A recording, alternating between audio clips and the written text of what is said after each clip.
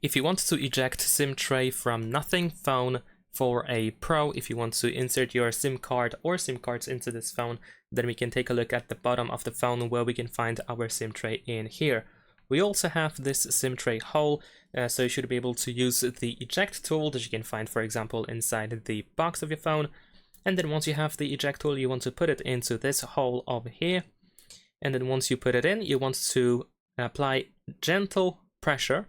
Just slightly push it into the phone in order to make the SIM tray slightly pop out. And then once you do that, you should be able to grab the SIM tray with your fingernails or fingers, and then you can remove it from the phone. There we go. This is how the SIM tray looks like on this device. So as you can see, we have SIM card slot number 1, and then on the reverse side, we have SIM card slot number 2. So we can use two physical SIM cards at once.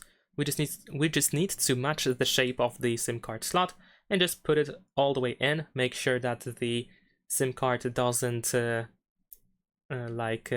out, it doesn't go out or anything like that. It should be all the way in.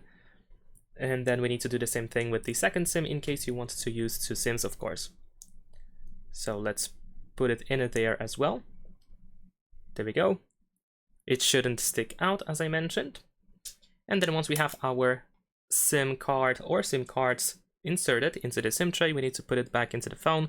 So let's just put it in and slide all the way in and make sure that it is indeed fully inserted back into the phone. It should not stick out, otherwise, of course, you can damage your phone by accident.